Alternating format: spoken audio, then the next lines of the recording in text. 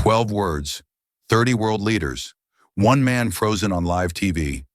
J.D. Vance didn't raise his voice. He didn't threaten, didn't posture. He simply leaned forward, locked eyes with Ibrahim Traoré, and spoke. Cameras kept rolling. The world kept watching. But inside that summit hall, time stalled. Breaths were held. Palms clenched. Every diplomat's glance darted toward the man who had just been called out, not with anger, but with undeniable truth. And in those 12 simple words, the balance of power shook, because this wasn't just about borders or policies or numbers on a trade sheet. This was about moral clarity in a room full of mass. What makes a president tremble before a single question? What truth could unravel a global performance in just seconds? Tonight, we invite you into a moment that could have happened, and in many ways already has, in boardrooms, courtrooms, and on quiet streets, where power is challenged and truth stands alone. Though the events in this story are fictional, they are rooted in realities we all recognize. The names, the stage, the tension, they may be imagined, but the emotions, the questions it raises, the mirror it holds up, very real. So lean in, because once you hear the 12 words, you won't forget them. Stay with us.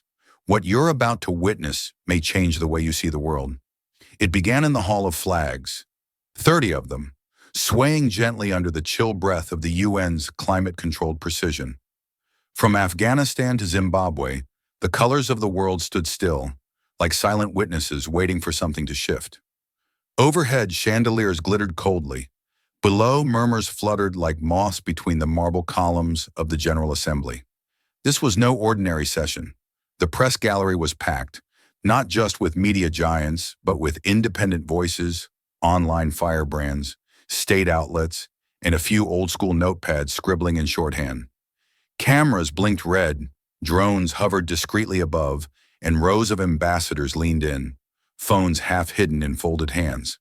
Something was coming. No one quite knew what. And then he entered. Ibrahim Traoré walked into the chamber, not like a politician, but like a man who had already ignited something bigger than himself. Dressed in a modest gray tunic with a sharp-cut collar, no gold, no pomp, but his presence commanded. His smile, wide, confident, just this side of defiant, was met with immediate applause from several African and South American delegations. He did not wave. He did not need to. In a world addicted to performance, his calm was its own spectacle. Traoré shook 3 hands on his way to the front row. The delegate from Bolivia, a young woman from Uganda, and the weathered diplomat from Laos. Each handshake was precise, deliberate, and to some symbolic. His revolution wasn't only about Burkina Faso anymore. It was pan-African, pan-global, post-Western. A BBC reporter leaned into her mic and whispered, "He's become the voice the West wasn't ready for." But the real question was this: who would answer him? And that's when something odd happened. A door near the side balcony opened, quietly without announcement. No one noticed at first, but then a ripple moved through the crowd like a draft under the door of a sealed room. J.D. Vance stepped in. No fanfare, no entourage, no handshake line. Just him, a navy blue suit with no flag pin, a scuffed leather folder under one arm, and eyes scanning the room like a man measuring the weight of the air. He didn't sit with the U.S. delegation. He didn't approach the dais. He walked to the back row, chose a seat beside a delegate from Finland, who blinked, startled, and said nothing. But the silence shifted. CNN's Capital correspondent furrowed her brow. "Why is he here?" she whispered. "He's not even on the speaking schedule." An aide checked the list. His name was not there. More whispers. Some saw him and shrugged. Others stared. Traoré noticed, just for a flicker. His eyes darted, registered the silhouette, then refocused on the dais.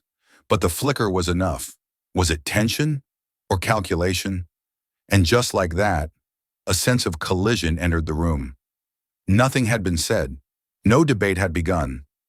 But somehow the temperature of the chamber dropped by 3 degrees. Because in that one quiet entrance, a new axis had formed. Not east versus west, not left versus right, but something deeper, something unspoken. One man stood for the power of revolution, the other for the weight of the reckoning, and the microphones hadn't even been turned on yet. The room didn't so much fall silent as it tightened, breath by breath, in anticipation. The floor moderator tapped the mic. We welcome President Ibrahim Traoré of Burkina Faso to deliver the opening statement. A pause. Then applause, rhythmic, rising, not just polite protocol, but something more primal. It had the hunger of those who believed the world owed them a new script. Traoré stepped forward, his shoulders square, his jaw set with clarity. But there was no rush in his walk, no hesitation either, only gravity. He began not with greetings, not with formalities, but with fire disguised as poetry. Border, he said, letting the word hang, or scars carved by fear. A hush fell like fog. They were never designed to protect us, only to divide us. The strong mark their territory and call it order. But make no mistake, they are not walls of safety. They are wounds. A second of stunned quiet, then an explosion of applause. The room, a mosaic of faces and flags, roared to life. Some delegates banged the arms of their chairs. Others stood, nodding. A camera zoomed in on the Nigerian representative, wiping away a single tear. Across the hall, a young interpreter stopped translating mid-sentence, overwhelmed. But Traoré wasn't finished. He leaned forward, both hands gripping the edges of the podium, like a man anchoring himself against a storm he was about to unleash. And yet, he continued, voice steady, those who preach freedom the loudest build the tallest fences. The applause came again, louder this time, more visceral, from Brazil, from Nepal, from Cuba. A few even laughed, not at the line, but at the image it conjured, the irony, the hypocrisy, the great American contradiction hung naked in front of the world. Some delegates stole glances toward the back row, where he sat, still. J.D. Vance had not moved. He hadn't scribbled a note, hadn't looked down at his folder. He simply sat, eyes locked on Traoré, like he was listening not to a speech, but to a puzzle. Something deeper, layered, something not yet fully revealed. And perhaps that more than anything unsettled the room. Because in a hall of posture and performative applause, J.D.'s silence was deafening. Someone in the Belgian delegation nudged their colleague. He's not even blinking. A low chuckle passed between the South Korean and Italian ambassadors. Maybe he wasn't ready for this, one said. Or maybe he was. The rhythm of the chamber had shifted. Traoré's words were now weapons, and everyone waited for them to wound. But Vance gave them nothing back. No wince, no flinch, only stillness. Like he was waiting for the storm to pass, or studying the shape of it before he stepped into the eye. Traoré, sensing the room's appetite, went deeper. We are told that our people must wait for visas, for opportunities, for dignity. But we no longer wait. We speak, we move, and we will cross whatever lines history drew, because freedom should never have a fence. Thunderous, a standing ovation, except for one man. And in that silence, that choice not to clap, not to stand, something ancient stirred. It wasn't defiance, not exactly. It was the calm of someone who had come to say something after the fire, not during it. And that is what made the moment dangerous. Because silence, when sharpened, can slice deeper than speech. The applause still hadn't fully faded when the floor moderator gestured toward the back row, hesitating before speaking. If the senator from Ohio wishes to respond, the floor is open. All eyes turned. J.D. Vance stood up, slowly, deliberately, his hands at his sides. No binder, no tablet, no notes. Just the crisp edge of his navy suit and that unreadable calm in his face. He offered a polite smile, a slight dip of the head. Not just yet, he said softly. Thank you. A flicker of confusion passed across the moderator's face. The room, primed for rebuttal, hungry for spectacle, sat frozen. One of the British reporters muttered under his breath, "What game is he playing?" But J.D. had already taken his seat again, the same unshifting posture as before, the same silence. Except this time, something had shifted inside him. He wasn't avoiding the moment. He was choosing it. 3 weeks earlier, Chillicothe, Ohio, a winter afternoon wrapped in gray. J.D. sat in the back of a small American Legion hall, boots muddy from the walk-in, coat still damp. He was listening, not speaking. Across from him, a man with silver hair and a Marine Corps tattoo on his forearm leaned in. "You know," the veteran said, voice gravel low, "most guys walk into a fight trying to look the part, all puffed up, talking loud, getting applause before they earn it." J.D. nodded slowly. "But the best ones?" The old Marine smiled. "They don't flinch, they don't rush, they watch, they wait, then they pick their moment and hit where it counts. You fight best when you don't flinch." J.D. didn't say much that day, but he remembered every word. Back in New York, the echo of Traoré's speech still floated in the marble air. Delegates whispered. Journalists scribbled.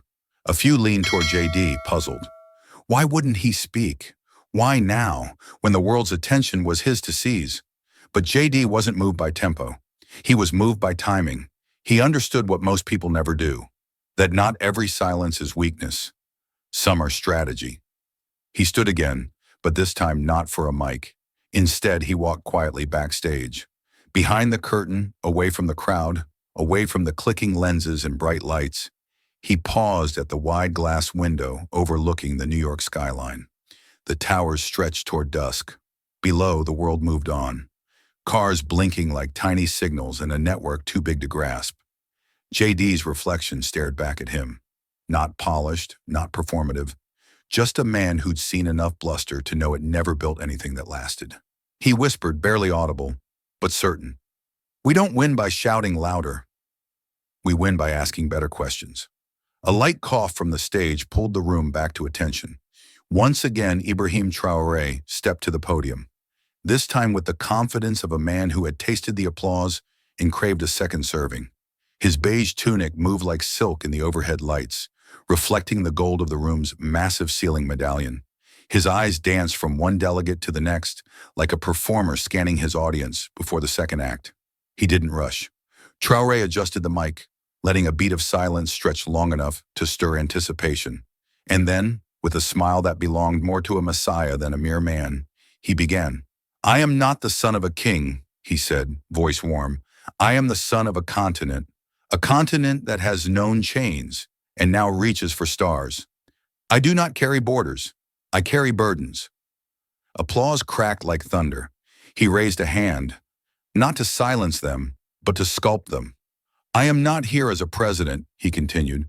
"I am here as a witness to what fear builds and what hope can destroy." He paused, deliberately locking eyes with several African and Latin American ambassadors. "We do not need fences," Traoré declared. "We need futures." Roars echoed through the chamber. Some even stood. Others nodded with almost religious reverence. For them, this was poetry. This was theater. And for a world tired of American dominance, this was catharsis. Watching a young African leader walk into the West's most powerful hall and command it with nothing but words. But not all ears were swept up in the music. J.D. Vance sat motionless, his jaw clenched ever so slightly, his knuckles folded gently in his lap. But his eyes, they were fixed, laser sharp and blinking less and less. The louder the crowd got, the quieter his expression became. To most, Traoré sounded like a revolutionary. To J.D., he sounded like a salesman. Every metaphor felt rehearsed, every pause choreographed, and in every poetic swing at American ideals, J.D. didn't just hear criticism, he heard calculation. This wasn't just a speech. It was positioning, brand building, legacy writing in real time. The man wasn't looking for dialogue, he was staging dominance.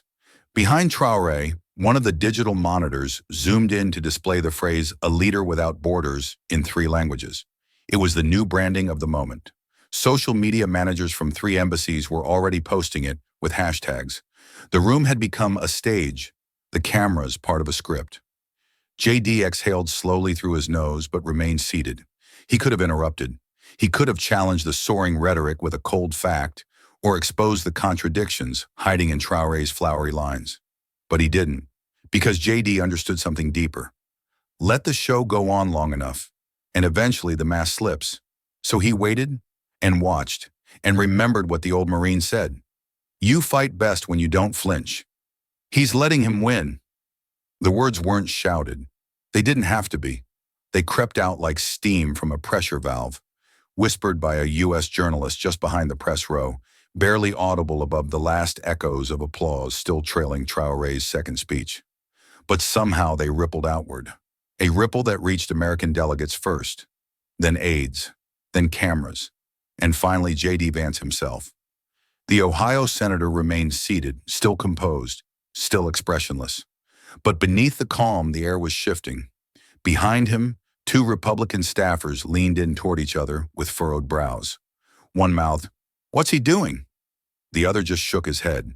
The murmurs now buzzed like static beneath the marble grandeur of the hall. And though J.D. had said nothing, his silence had started to speak too loudly. Near the corner of the delegation bench, Ambassador Kelly Jameson glanced down at her phone. A new headline flashed from a political blog. Traoré commands UN. J.D. Vance, missing in action. A second one came just moments later. Global South rises. Where is America? The momentum was shifting, and not in J.D.'s favor. Backstage, inside a quiet anteroom lined with television monitors and translation screens, J.D.'s chief of staff, Mason Rudd, stood with arms crossed and jaw tight. He wasn't usually a man of impulse, former Navy, trained for stillness. But now his thumb hovered over the screen of his secure phone. He typed, "If you say nothing, the story becomes his." He hit send. Back on the floor, J.D.'s watch buzzed. He glanced at the message, expression unreadable. But something behind his eyes ticked. Not anxiety, not panic. Something older, sharper, a calculation. Because J.D. Vance had always known that Washington ran on narratives. But this wasn't Washington.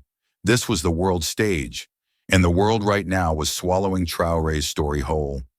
The firebrand African leader confronting the American shadow with lines poetic enough to trend and bold enough to wound. J.D.'s silence, once deliberate and precise, now hung like a question he refused to answer. Even the French delegate, seated 2 rows across, turned to his assistant and asked in a low murmur, "Is this strategy or surrender?" It was a fair question. J.D. Vance had come with no entourage, no applause, no expectation, and he'd brought no speech. But he hadn't come unarmed. No, he had arrived with a different kind of weapon, one that didn't light up rooms but burned quietly beneath them. Still, the longer he waited, the closer the flames came to his feet. Traoré was winning hearts, hashtags, and headlines. And if J.D. didn't speak soon, the silence would no longer feel like patience. It would feel like defeat. As the session broke for a scheduled recess, delegates began to rise, stretch, murmur among themselves. Traoré stepped down from the stage, smiling, clasping hands, laughing like a man who had already won. J.D. remained still, but in that stillness, his fingers tapped twice against his thigh. The only sign. He wasn't absent. He was loading. By the time the second recess began, the chatter in the corridors was no longer subtle. Delegates from Eastern Europe whispered in clipped French about the American in mourning. A South American minister, half joking, said, maybe he forgot his speech in Ohio. Even the Swiss envoy, a man known for neutrality so pure it bordered on monk-like, finally muttered, he does nothing. They watched J.D. Vance not like a threat, but like a statue, stoic, still, hollow. What they didn't understand was this. J.D. was thinking, just not the way they imagined. They thought he was calculating political angles. In truth, he was remembering steel. It was the image he returned to when the noise got loud. That quiet morning in a forgotten Ohio town, the sky low with clouds, where the old mill stood like a carcass beside a dried-up river. He had visited during his campaign, not with cameras, just with coffee in a paper cup and questions in his chest. The men there didn't speak like pundits. They didn't need metaphors. One, named Marshall, had grease on his hands and sorrow behind his eyes. He looked up at J.D., exhaled hard, and said, we weren't beaten by bombs, son. We were beaten by silence. You ignore something long enough, it dies on its own. That sentence had stayed with JD, not just in memory, but as a kind of compass. Now back in the UN, the silence wasn't killing him. It was arming him. While the diplomats mistook stillness for surrender, JD stepped quietly behind the curtain of the main hall. The city skyline glimmered through the window like a dare. The flags of 30 nations moved gently under the hum of central air. He could hear them, the voices, the judgments, the predictions, and he let them swirl around without absorbing a single word. Then he turned. A young staffer stood nearby, holding a tablet, nervous. She'd been there since the morning, but hadn't dared speak until now. "Sir," her voice was hesitant, "are you going to let him rewrite what borders mean?" JD paused. The question wasn't political. It was personal and raw. It came from someone who had been watching more than just a diplomatic tug-of-war. It came from someone who still believed that words mattered, especially when the world tried to redefine them. He didn't raise his voice, didn't clench his jaw. He just looked her in the eyes and said, "Not today." Then he walked away, not fast, not slow, but with the quiet steadiness of someone who knew that timing was everything. Back in the main hall, Traoré was glowing. Another media outlet had just posted a clip titled, "Africa's Rising Star Silences the West." Delegates were laughing. JD's seat remained empty. But the cameras were turning now, shifting not toward applause, but toward anticipation. Something had changed.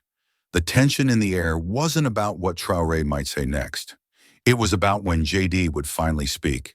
Because for all the world's misreading, one fact was becoming undeniable. JD Vance's silence didn't come from confusion or fear or absence. It came from preparation. And when he finally rose, not with papers, not with poetry, but with 12 simple words, no one would remember the applause that came before him. It began not with a speech, but with a movement so slow it was almost invisible. JD Vance, the quiet figure everyone had dismissed, ignored, pitied, or privately mocked, finally rose from his seat. He didn't rush. He didn't adjust his tie or clear his throat or signal to any aid. There was no sound of shuffling paper because there were no notes, no prepared remarks. Just a man in a dark suit walking with steady steps toward a podium that, until now, had felt entirely owned by Ibrahim Traoré. The murmur began before he reached the microphone. A Brazilian journalist leaned toward her cameraman and whispered, "Finally!" The Kenyan delegate lowered his phone. Even the American press pool stopped scrolling Twitter. Their pens hovered midair. JD stood in front of the global assembly like a teacher might stand before a restless classroom. Not to scold, not to entertain, but to cut through the noise. He looked around. Really looked.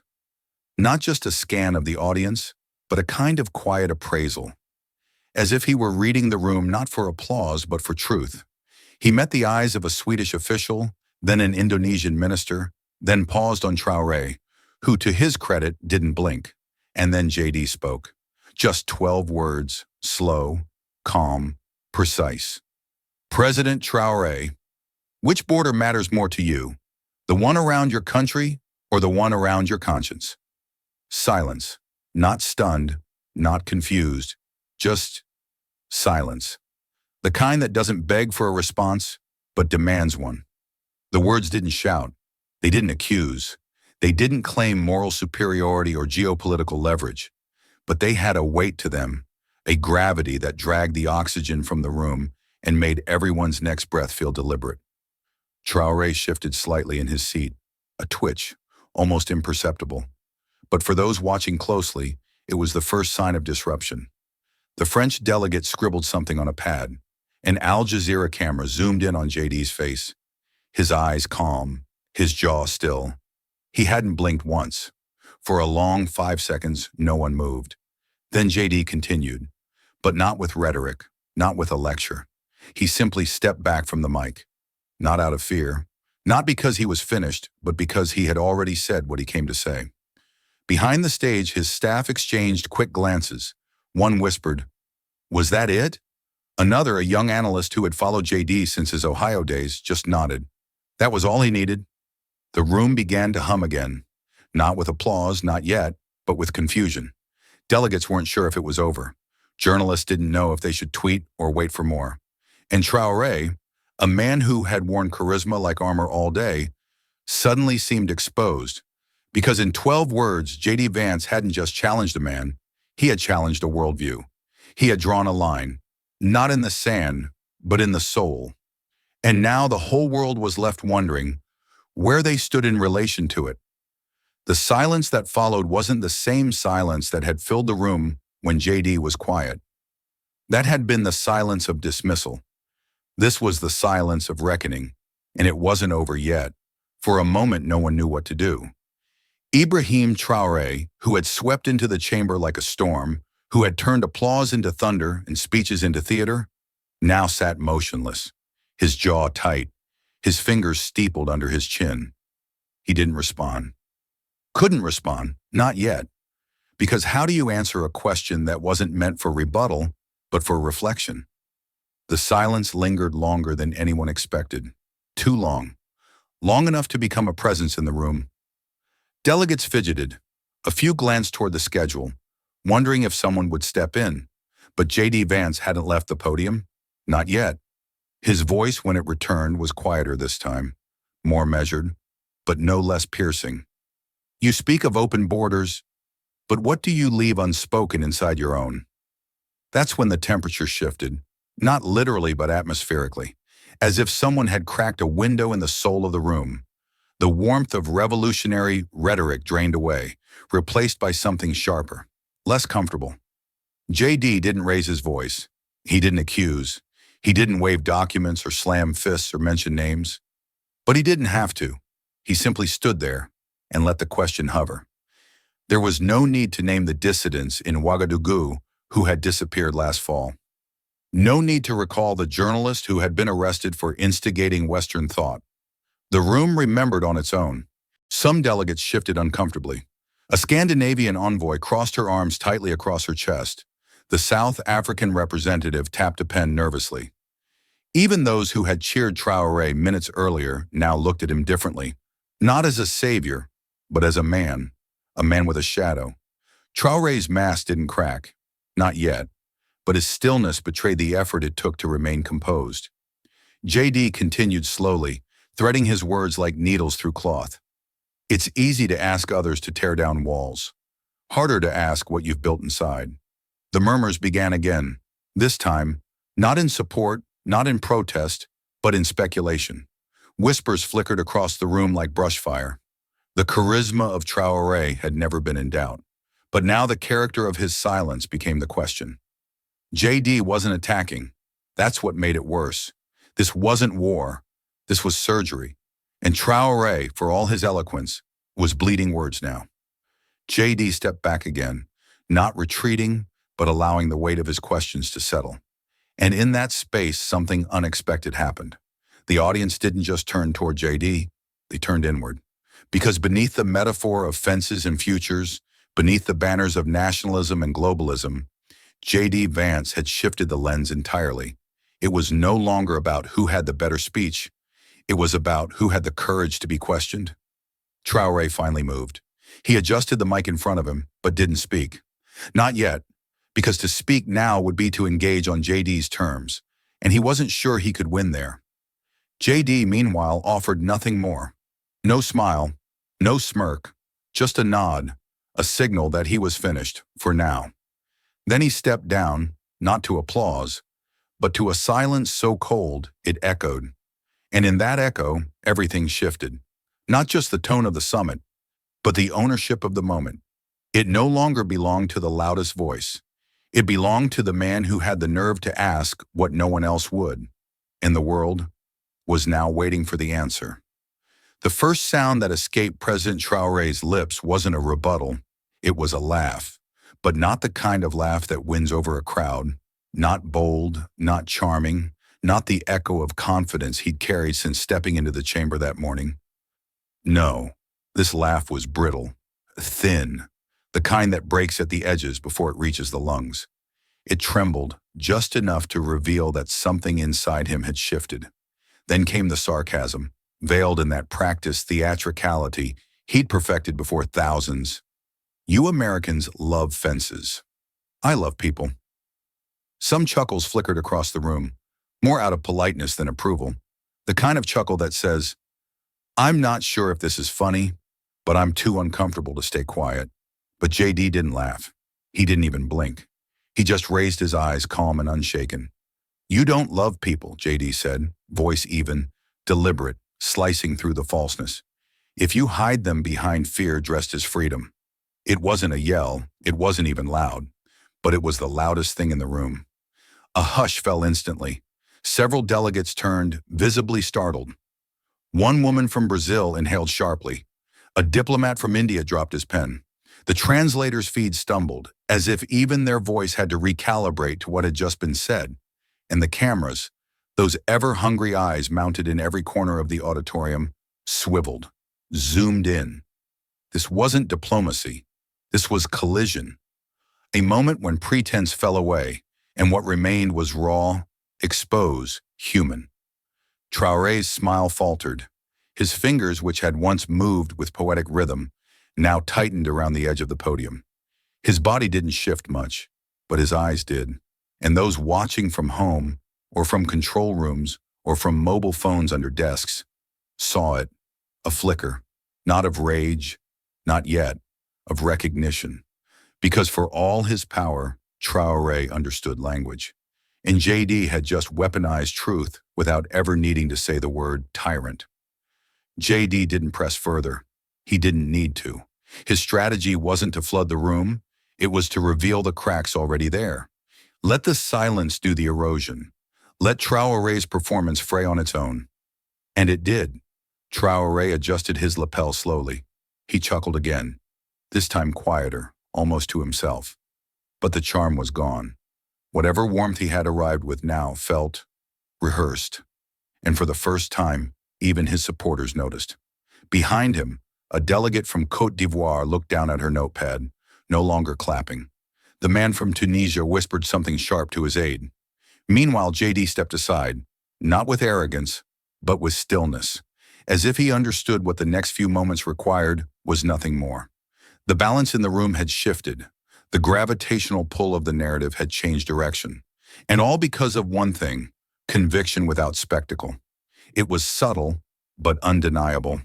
Earlier, Traoré had made the auditorium feel like a revolution. Now it felt like a trial. Not of him, perhaps, but of the ideas he cloaked himself in. The romanticism of borderlessness, the performance of liberation. And suddenly, those watching began to wonder, if you must perform freedom, is it still freedom? JD Vance didn't smile. He simply let the weight of his words remain in the air, solid and unblinking. And the man who once captivated the world with poetry now stood at a podium, struggling to remember how to breathe in a room that no longer danced to his rhythm. And far above them, in the quiet control booth, a director whispered to the audio tech, "Don't cut to commercial." Not yet, because something had broken, not just the smile, but the illusion. The silence in the room had teeth. It chewed at the air, jagged and slow, refusing to dissolve. President Traoré stood at the center of it, his once commanding presence beginning to teeter under the invisible weight of everything left unsaid. And so, like many powerful men who sense control slipping, he got louder. He reached beneath the podium, pulled out a small folder, tan, frayed at the corners, and held it aloft like evidence in a courtroom. The room didn't move. The folder shook slightly in his grip, though whether from passion or panic was unclear. "Do you want scars?" Traoré thundered. "I'll show you scars." He began listing them: coups, drone strikes, interventions cloaked in freedom but reeking of oil. He waved the folder again, flipping it open to reveal clippings, printouts, shaky photographs. Some papers fluttered to the floor. Aides scrambled discreetly to retrieve them. He didn't notice. His voice rose, curling around each word like flame around dry wood. "You accuse me of fear? You? Who sold weapons into chaos? You, who crowned dictators when it suited your pocketbooks?" He was no longer speaking to JD. He was speaking to the narrative, to the ghosts in the cameras, to the history books that he hoped, perhaps desperately, were still listening. But the rhythm was off now. His poetry had dissolved into pounding. His metaphors, so elegant earlier, had frayed into slogans. JD didn't interrupt, didn't flinch. He stood with hands folded in front of him, expression unreadable, as if watching a fire he'd already known would burn itself out. When Traoré finally paused, voice hoarse, papers scattered, chest heaving, it wasn't triumph that lingered in the air. It was exhaustion. And then JD spoke, quietly, as if not replying to an attack, but offering a diagnosis. America has scars, he said. We don't hide them. The words floated gently without sharpness, but they landed with weight. You, JD continued, eyes locking with Traoré's, painted over yours. The sentence cracked something, not in the room, but in the reaction to it, because what JD had done, in 12 words, was invert the frame. He didn't defend the United States. He didn't deny its flaws. Instead, he claimed them, laid them bare, called them what they were, scars, not secrets, wounds, not victories. Murmurs rippled across the chamber. A woman from South Africa leaned forward. The Dutch ambassador turned to whisper something to her neighbor. In the translator booths above, someone paused mid-sentence and softly muttered, "Damn." Traoré didn't move, not right away. He stared at JD, blinking more often now. The folder in his hands felt heavier. One paper slipped again from the corner, falling like a slow leaf. No one picked it up, because the argument had shifted, not to who had committed sins, but to who dared live with them. JD didn't press further. That wasn't his game. His silence wasn't absence. It was discipline. And in that moment, the contrast between the two men wasn't about volume. It was about weight. One shouted to be heard. The other whispered to be felt. The moderator glanced toward the timekeeper, unsure whether to interrupt. But the crowd wasn't looking at clocks. They were watching shadows stretch across certainty. Traoré lowered the folder, gently now. His hands, once clenched with fervor, uncurled slowly. He glanced down at the papers in front of him, his evidence, his rally cry, and something in his posture softened. Not surrendered, not yet, but less sure. Meanwhile, JD remained still, no podium to lean on, no paper in hand, just a man standing in a truth he wasn't afraid to name. And in that space between decibels and dignity, something inside the room tilted. The hush hadn't lifted. It hovered, tense, unsure, like a held breath waiting to be released. JD didn't rush to fill it. He stepped forward, slow and deliberate, the wooden floor beneath him creaking just enough to remind the room that he hadn't moved much until now. But he wasn't walking into a fight. He was walking into truth. "I'm not here to sell morality," JD began, voice low but steady. "I'm here to ask what yours costs." A ripple passed through the chamber, not from the weight of volume, but from the weight of intent, because he wasn't aiming at Traoré anymore. Not directly. He was speaking to every border in the room, and the ones far beyond it. He paused, and then his tone shifted, not dramatic, but intimate, a turn inward. "When I was 14, he said, my father came home with empty hands. He'd worked at the same plant for 19 years. One day they told him the jobs were moving. Not for war, not for safety, not even for strategy, just because someone somewhere else was willing to take half the pay." His eyes scanned the crowd, not to accuse, but to connect. "That border wasn't drawn on a map," he continued. "It was drawn across our kitchen table, in the silence between dinner plates, in the way my mother didn't look at my father that night." Somewhere in the back, a delegate's pen stopped moving. JD wasn't dramatizing pain. He was contextualizing it. He wasn't trading in pity. He was offering perspective. And it landed differently. This wasn't an American myth. This was a human fracture. "We talk about borders like they're barbed wire and checkpoint station," he said. "But some borders don't need concrete. They live in policy, in profit, in the stories we choose to forget." He didn't mention Traoré by name, but the implication hung unmistakably in the air. What's the cost of preaching justice abroad while skimming it thin at home? "I've seen what happens when people stop believing the system speaks for them," JD said. "They don't burn it down. Not at first. First they stop voting. Then they stop hoping. Then they start listening to the loudest voice in the room. even when that voice is selling them fear in a freedom-colored bottle. A flicker of movement. A journalist lifted their phone to record. Not the whole room, just JD. He stood still, breathing easily now, as if each sentence had released something he'd been carrying too long. Yet there was no catharsis in his face, only clarity. "You say I was silent," JD said, this time turning ever so slightly toward Traoré. "But silence isn't always surrender. Sometimes it's the pause before the question that matters." He let that hang. "So I'll ask again," he said softly. "What's the cost of your morality? What stories don't your speeches tell?" The camera angles shifted, not to Traoré, but to the room, to the listeners. Delegates from Canada to Kenya, Poland to Peru.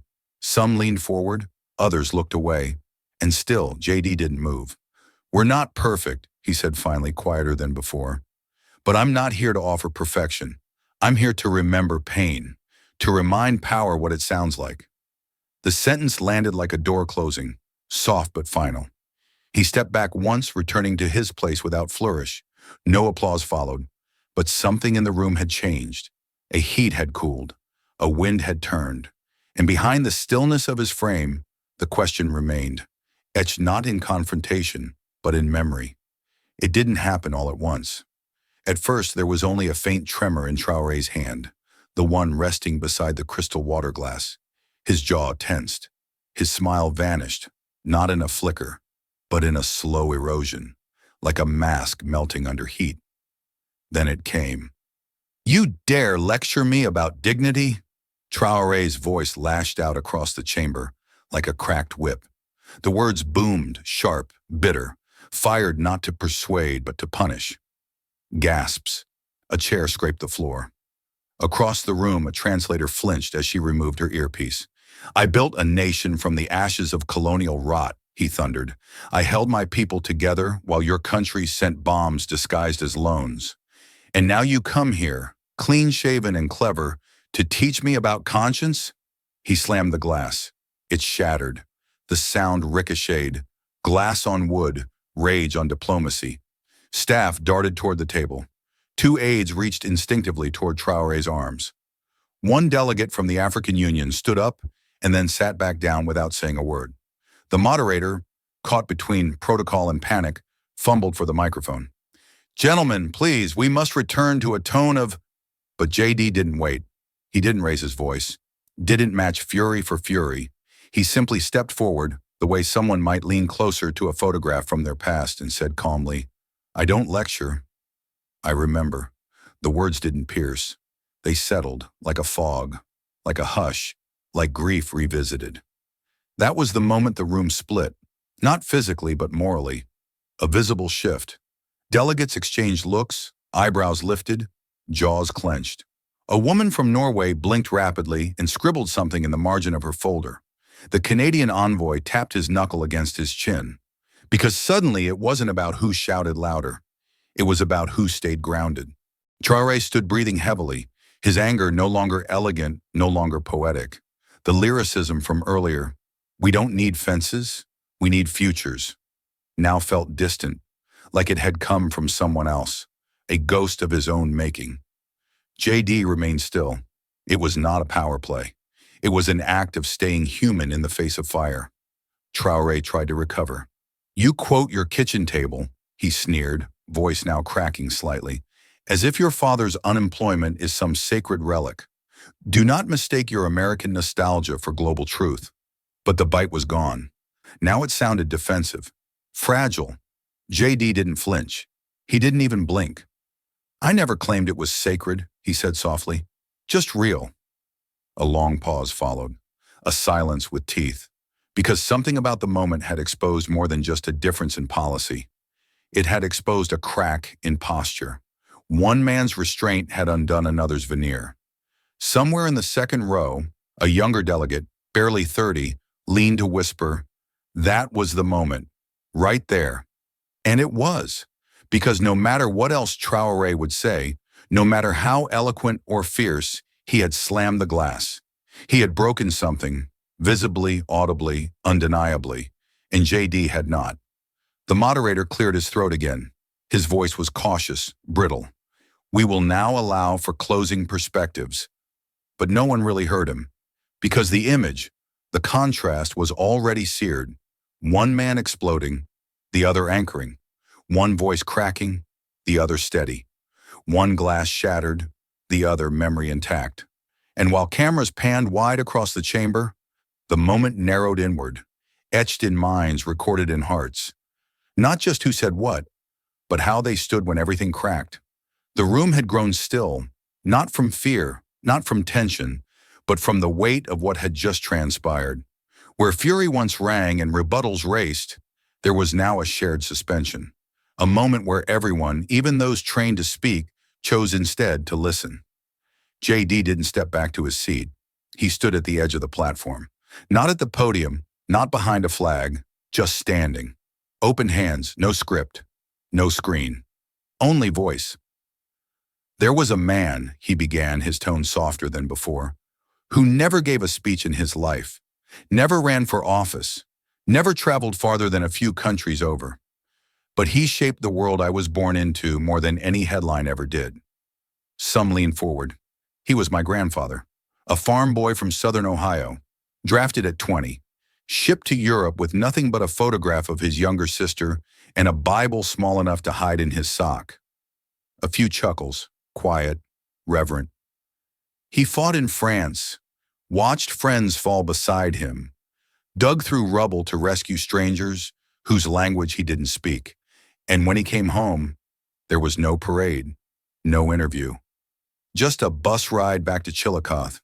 JD's voice didn't crack, but it dimmed, like someone drawing the blinds over a memory to keep it sacred. He married the girl from the grocery line, built their house with his own hands. It wasn't much. 3 rooms, 1 bathroom, a kitchen so small you could boil water and stir soup without turning around. He smiled faintly, not at the crowd, but at some picture only he could see. But he never once called that house small. He called it ours. And when his firstborn, my mother, was accepted into nursing school, he sold the old Ford to help her buy textbooks. The room didn't breathe. He didn't fight to divide the world, JD said, eyes scanning no one and everyone all at once. He fought so his children could build within their own. No applause, just absorption. This is what legacy means to me, JD continued, stepping slightly forward. It's not marble statues or broadcasted sound bites. It's hands that worked, sacrifices made in silence, borders that kept no one out, but held something sacred in. He paused, not to gather himself, but to let the idea land. I look at my country, and yes, we've stumbled. We've shouted over each other. We've made promises we didn't always keep. But the people who raised me, people like my grandfather, didn't build their lives so we could perform. They built them so we could protect what matters without turning it into spectacle. A young interpreter in the corner wiped her eyes and kept translating. JD went on. You talk about walls, President Traoré. You talk about fences, and maybe you're right. Some were built with fear. But the legacy I carry wasn't built with bricks. It was built with quiet conviction, with earned humility, with the understanding that dignity doesn't come from declaring power, but from living truth. He stepped back. Not dramatically, not triumphantly, just enough to let the memory breathe. Somewhere in the back, a delegate stood up, not for applause, not for recognition, but because sitting felt too small for what had just been said. JD turned, finally walking away from the mic. No headline would capture it, no algorithm would amplify it, but something had changed. Legacy had entered the room, and it didn't need to shout. JD paused before speaking again, not out of hesitation, but reverence. He'd just finished honoring a man who shaped his moral compass without ever holding a microphone. Now every word to follow carried the quiet burden of living up to that legacy. He let the stillness stretch, and then, with no rise in volume, only in clarity, he said, I'll defend America's border, not because I fear others, but because I still believe something inside is worth defending. It wasn't a line meant to land. It was a line born from lived belief. Across the room, something subtle fractured. Not violently, not visibly, but in the way certainty sometimes gives way to thought. A veteran seated in the second row straightened, his chest trembling. He wore a faded pin on his lapel. Desert Storm. A younger delegate beside him noticed a tear tracing the edge of his cheek. He didn't wipe it. Up in the press box, cameras began to pan. Slow, searching, not for reaction, for reckoning, because that one sentence pierced something too many had layered over.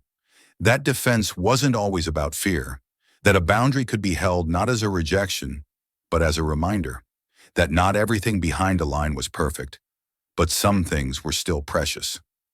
JD didn't push forward. He didn't weaponize the moment. He simply added, "We've made mistakes.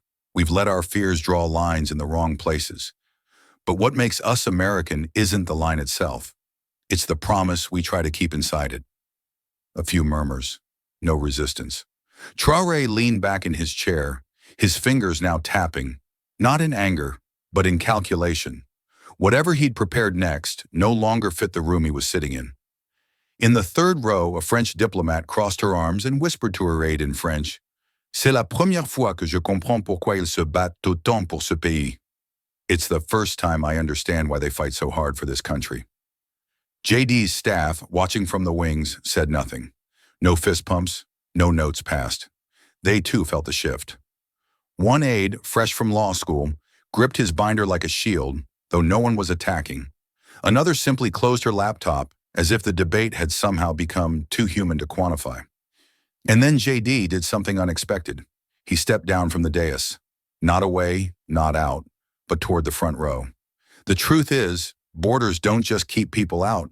Sometimes they keep meaning in. And when you forget that, when it all becomes performance, then there's nothing left to defend but your own ego.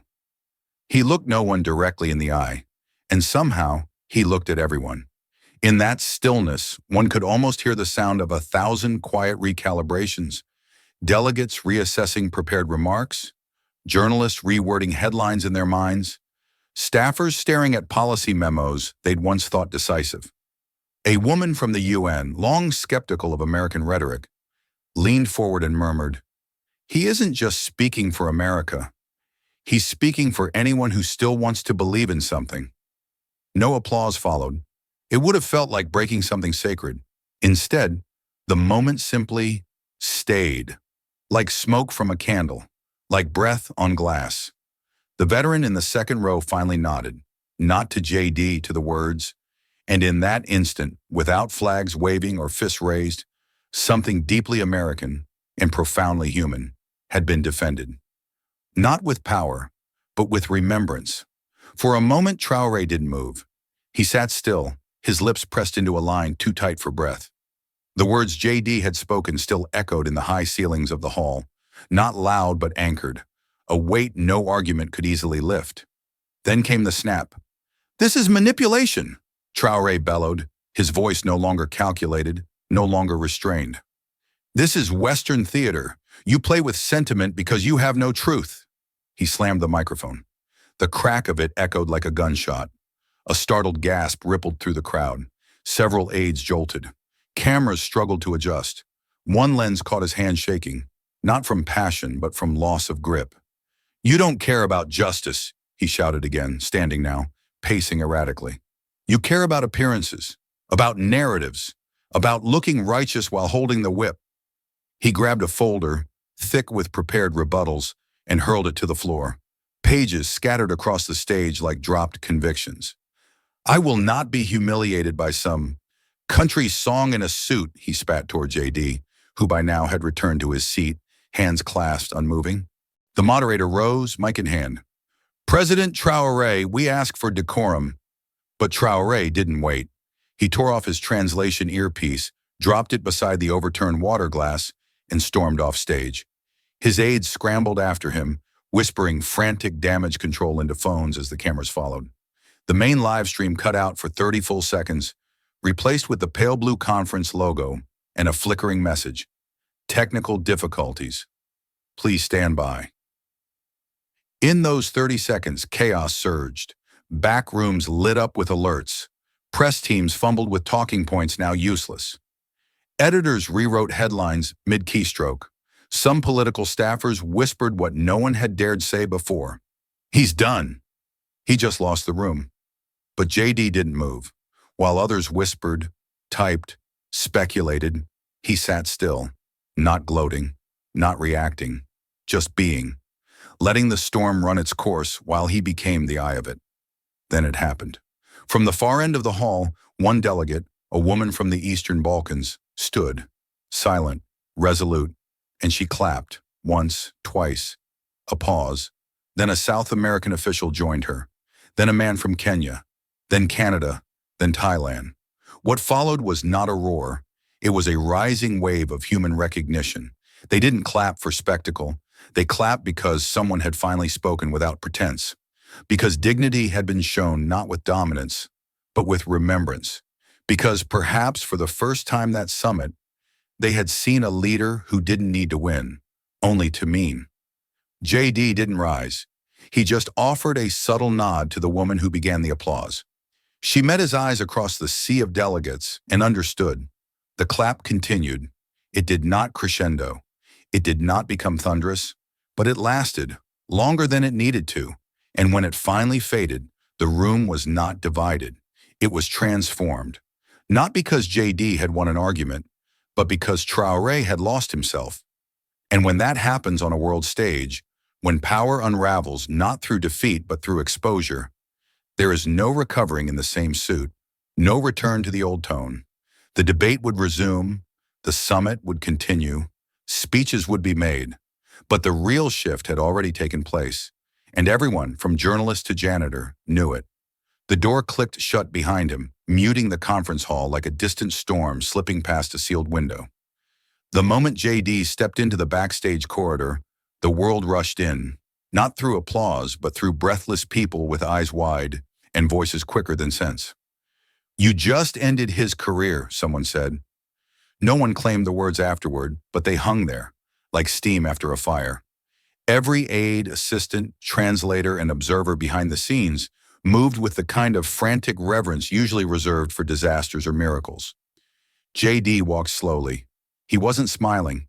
A young staffer with a notepad, sweat on her collar, caught up with him. "Sir, that moment, when you said, 'I don't lecture, I remember,' that's already being clipped. It's everywhere. MSNBC picked it up raw. CNN, too. Even Al Jazeera's running it uncensored." Another added, "You crushed him, Senator." Socials are blowing up. His press team's trying to spin it as anti-African rhetoric, but nobody's buying it. People saw the crack. You didn't attack. He cracked himself. JD took a paper cup of lukewarm water from a table, turned it in his hands, and finally asked, quiet, distant, "Did the people hear it, or just the diplomats?" The hallway hushed. That question didn't seek an answer. It demanded reflection, because it was never about scoring a blow.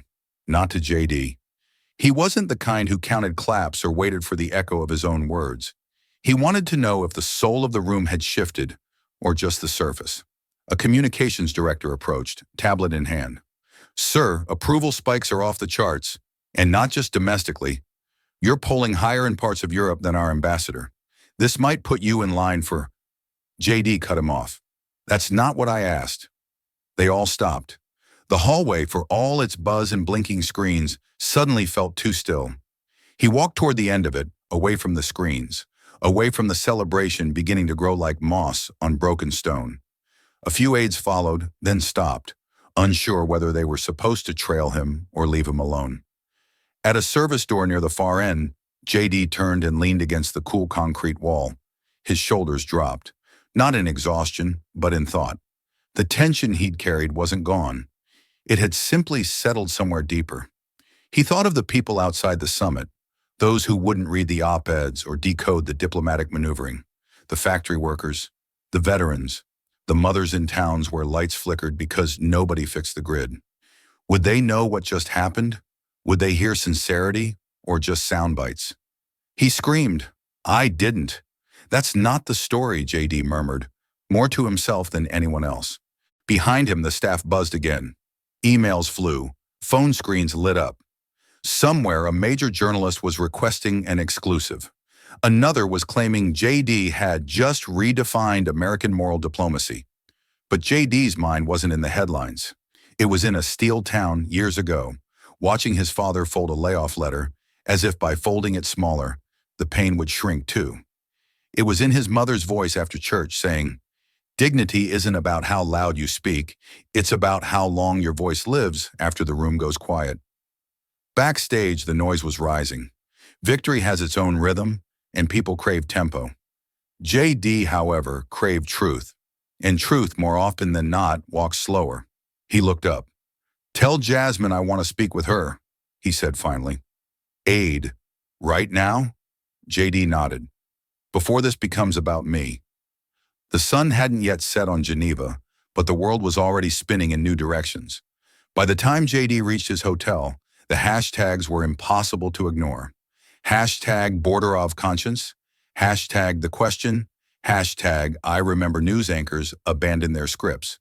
Some called it the rebirth of American diplomacy.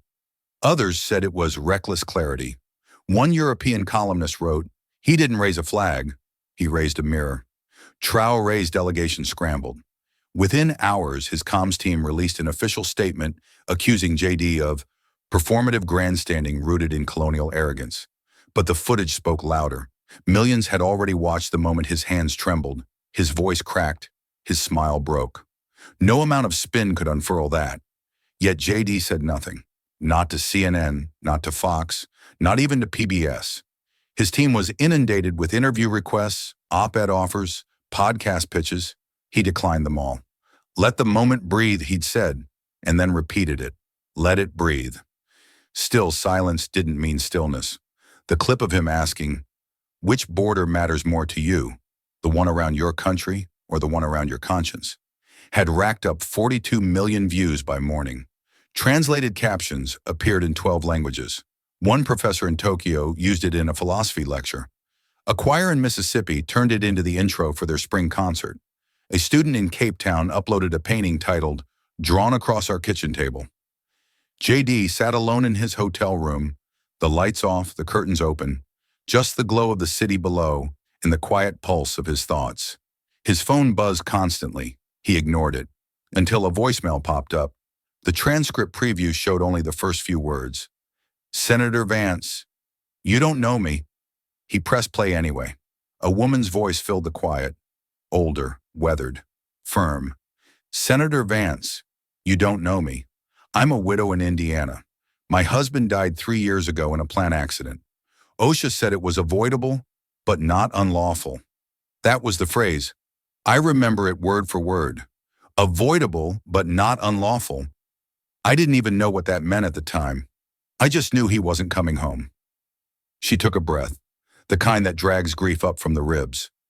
"I watched your speech today, and I just wanted to say thank you for reminding us we matter, for not speaking like the rest of them, for not reading from a script.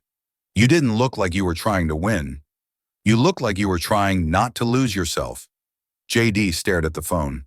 Her voice faded, replaced by the soft, sterile tone of the voicemail ending. He didn't move, didn't replay it, didn't delete it either. He simply sat with it. Outside, headlines kept rolling. A photo of him seated alone after Traoré's outburst became front-page material. "The still man in the storm." Others ran with, "The question that split the room." Jasmine texted him just 3 words. They heard it. He typed back, then deleted it, then typed again. Did they feel it?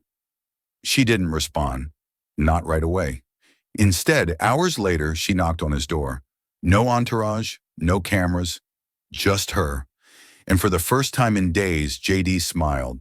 Not for the world, not for politics, but for someone who'd carry truth just as long as he had. The world had opinions, so many of them. They flooded the airwaves, filled the headlines, climbed through the cracks of every screen. But JD wasn't looking at the world now. He was looking at a blank page. A yellow legal pad sat on the desk, hotel-branded pen in hand.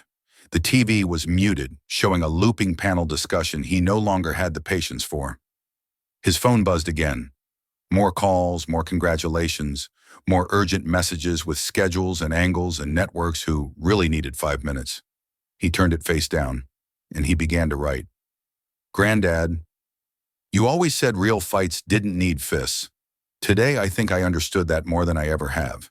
He paused. There was no one to send this to. The old man had passed 17 years ago. A quiet man who never liked speeches, but taught JD the weight of silence. A steelworker, a union man, a World War II vet who never saluted flags at baseball games, but once stood up in church to defend the dignity of a janitor everyone else had ignored.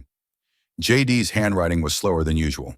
Careful, not performative, honest. I fought with words today, in a room full of diplomats and cameras and masks pretending to be faces. I asked a man what kind of border he valued more, the one around his country or the one around his conscience. I didn't plan it. I just felt it, like something you'd have said with your eyes instead of your mouth. He let out a breath. The memory came easy. JD at 11, sitting beside his grandfather as they watched steel factory layoffs announced on the local news. The old man said nothing, just reached out, pulled JD's plate a little closer, and whispered, "This is why we teach our boys how to stand up sitting down. You'd be proud, I know that. But I hope, more than proud, you'd feel peace. Because I didn't stand there trying to win. I stood there trying not to let your voice disappear inside mine."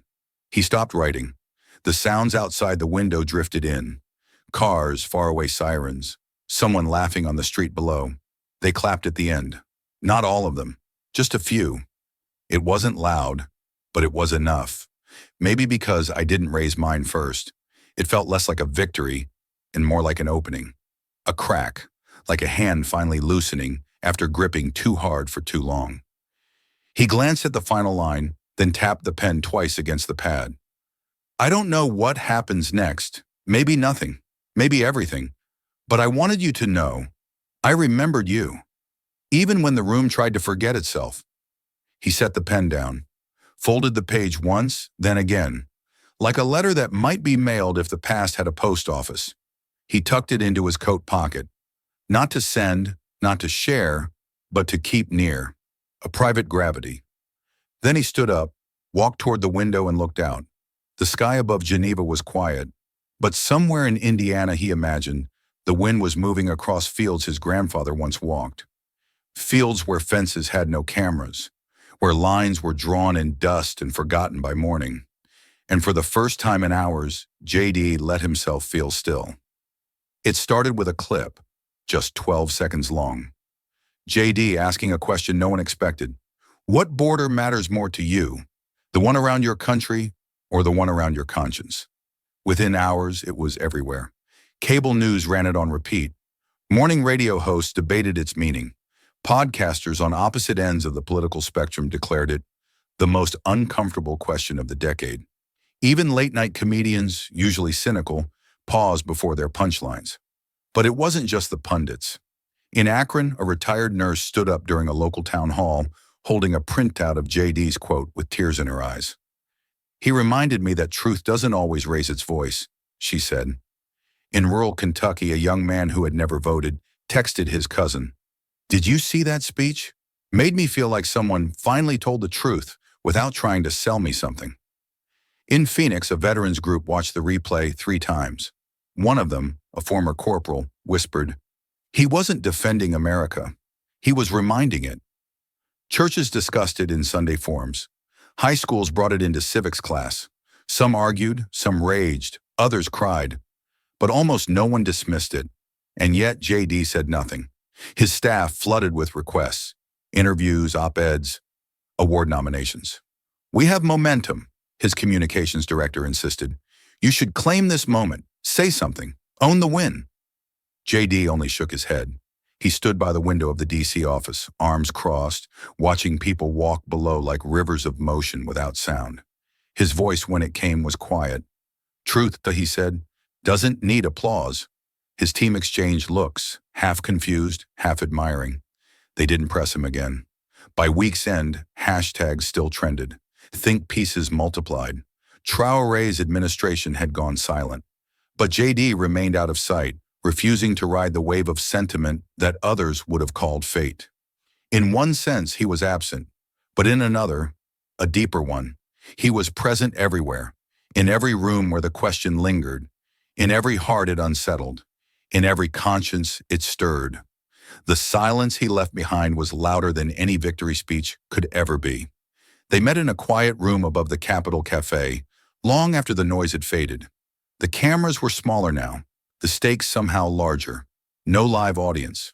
Just one recorder, one notebook, and the soft scratch of a pen. The journalist couldn't have been more than 26. Her hands trembled slightly as she flipped through her notes, searching for the right question, knowing this might be the only one that mattered. JD sat across from her, not in a suit, but in a plain wool jacket. The kind you'd wear if you expected weather, but not applause. She cleared her throat. "Senator, what do you think this moment will mean 20 years from now?" He didn't answer immediately. He looked out the window. A leaf fell across the glass like a question without punctuation. Then he turned back to her, eyes steady. "Maybe nothing," he said simply. "History forgets more than it remembers." She blinked, surprised by the candor. But he wasn't finished. "Or maybe," he continued, "someone will remember the day a question changed more than an answer." He smiled faintly. Not the practiced grin of politics, but something older. Worn. Earned. She let the silence sit between them for a moment, afraid to disturb it. Then she nodded once, clicked off the recorder, and whispered, "Thank you." JD stood, buttoned his coat, and said with a softness only someone who had seen both storms and stillness could deliver, "It was never about the answer anyway." And with that, he left, not to headlines or stages, but to a nation still learning how to listen when the microphones go quiet. The city moved as it always had. Cars groaned at intersections, heels clicked across wet sidewalks, and flags flapped stiffly above marble buildings that had seen generations come and go. JD walked alone through Washington, D.C., his hands in the pockets of a coat that no longer bore the weight of speeches or strategies. He didn't walk like a man celebrated. He walked like someone who had finally laid something down. The sky hung low, not quite gray, not quite clear. Spring tried to arrive but hadn't made up its mind. He passed a row of school buses idling outside a public school, their engines humming like nervous breath. The laughter of children spilled faintly into the air, muffled by the chain-link fence that bordered the playground. He wasn't looking for a moment, but one found him anyway. A boy, maybe 7 or 8, stood on the other side of the fence. His backpack was too large for his shoulders, and his shoelaces were untied. He looked at JD without recognition, just curiosity. Then the boy lifted his hand in a quiet wave. No words, just a gesture. JD stopped. He nodded and raised a hand in return, slow and steady, like he was answering a question no one had dared to ask. And for a flicker of time, the world felt unguarded. He moved on, his figure growing smaller down the long curve of Constitution Avenue. Behind him, the sounds of the playground returned, and the fence that had separated them became once more just metal and shadow. Because in the end, borders mattered, not because of what they kept out, but because of what they tried to hold within. Not out of fear, but out of hope. The kind of hope that waved through wire and waited quietly for someone to wave back. This story reminds us that the most powerful moments in public life aren't always loud. Sometimes it's a quiet question, a challenge wrapped in honesty, that reshapes how we see leadership, borders, and truth. JD didn't win by shouting louder. He stood firm in something deeper, the belief that dignity can't be negotiated and that conscience knows no flag. What makes this story truly resonate is its humanity, not just in the debate, but in the small wave from a child that asked nothing and said everything. It makes us wonder, in a world that moves so fast, do we still pause long enough to notice the quiet things that matter? What about you? Have you ever experienced a small, quiet moment that taught you something big? We'd love to hear it. If this story touches you, don't let it stop here. Like, share, and subscribe to JD Stories, where every voice matters and every story echoes far beyond the screen. This story is a fictionalized and dramatized narrative created for educational, inspirational, and storytelling purposes.